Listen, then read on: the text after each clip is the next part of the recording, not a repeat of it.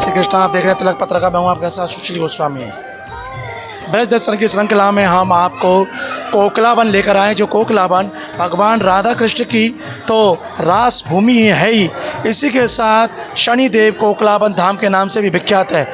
दूर दराज के लोग हर शनिवार भारी संख्या में आते हैं, शनिदेव के दर्शन करते हैं, पूजा अर्चना करते हैं। भगवान शनिदेव की एक विशेष पूजा की पद्धति है। क्या पद्धति है, कैसे की जाती है, किन मंत्रों का उच्चारण होता है और क्या क्या सामग्री होती है, आइए हमारे साथ यहाँ के तीर्थ पुरोहित मौजूद हैं, पंडित जी, आइए उनसे जानते हैं, वो बताएंगे पूरी विधि। आपका शुभ नाम? खेमचंद व्यास।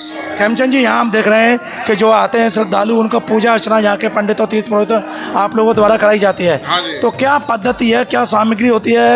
शनि सामग्री में काले तिल हैं, काले उड़द हैं, चना है, चनौरी है, काला कपड़ा है, लोहे की कटोरी होती है, उसमें तेल करके अपना चेहरा देखा जाता है। जो शनि बाबा के अपनी मनोकामना हम लेके आए हैं। पहले संकल्प कराते हैं। हाँ, संकल्प कराते हैं। ये फिर नवग्रह मंत्र उच्चारण। हाँ, शनि बाबा का ओम प्राम प्रीम प्रोम सम शनिचराय नमः ये जाप होता है। ये फिर उसके बाद में फिर लोहे की कटोरी में तेल करे जाता है। ये तेल सरसों का होता है। हाँ, सरसों का जी। फिर उसमें अपना चेहरा देखा जाता है। जो हमारी मनोकामना जिसके लिए हम बाबा के चरणन में आए हैं, उसका संकल्प होता है जी।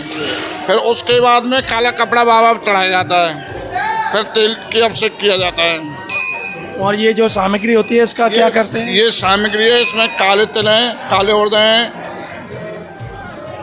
हैं, चना है, गेहूँ है, सतनाज अनाज है, मूंग की दाल है, ये बाबा पे चढ़ते हैं जी।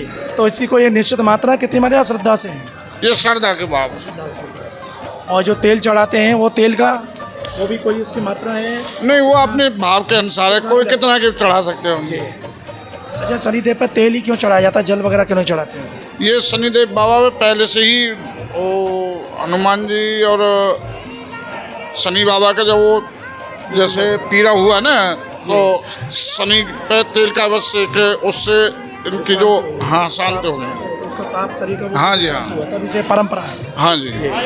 तो यहाँ जो सभी लोग भक्त आपके द्वारा पूजा कराई जाती है, या जो कुछ लोग ही करते हैं? ना, सब अलग अलग ब्राह्मण बैठे हुए हैं, कुछ हम कराते हैं, जैसे भी हो।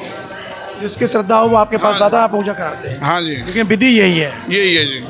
शनिवार को पूजा होती है और भी दिन आके करा सकते हैं? नहीं, आड़े दिना भी आते हैं। जैसे शनिवार की भीड़ ज़्यादा रहती है, तो आड़े दिना जैसे बृहस्पतिवार की शनि जयंती पड़ी, तो उस दिन करीबन लाखों की संख्या में भीड़ रही जी।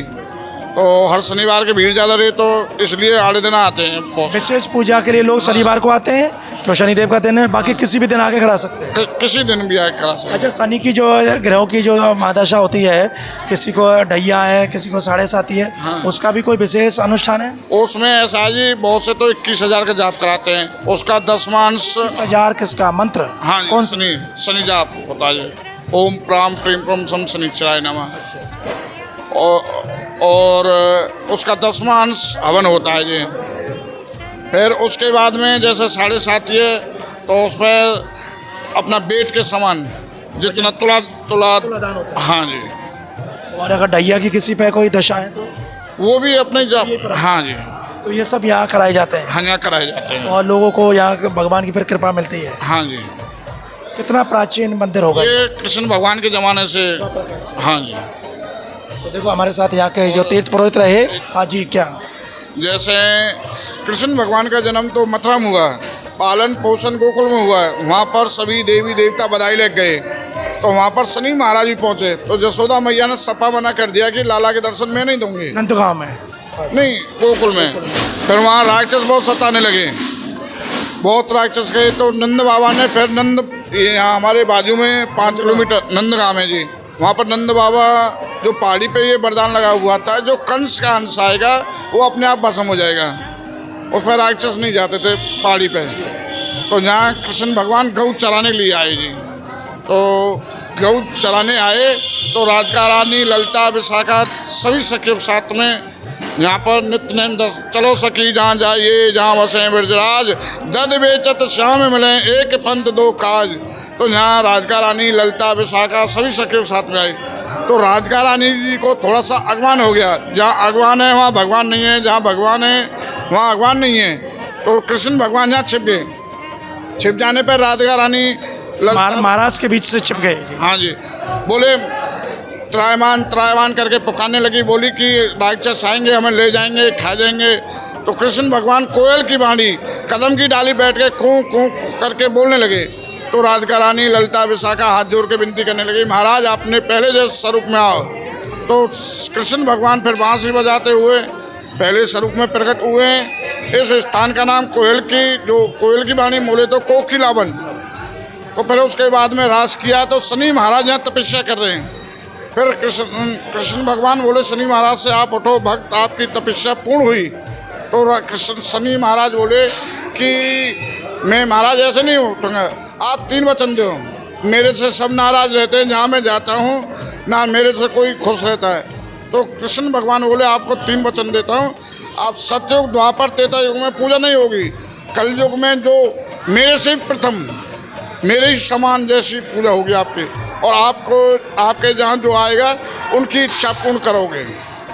अभी से यह काली में यहाँ पे विराजमान संजय जब ही सही विराज। देखिए यहाँ के तीर्थ पुरोहित ने यहाँ की महिमा बताई, और सबसे बड़ी बात जो पूजन की विधि है, पूजन करने के लिए तो लोग आते हैं, लेकिन जब सही विधि नहीं हो पाती है तो उसका सही फल नहीं मिलता है।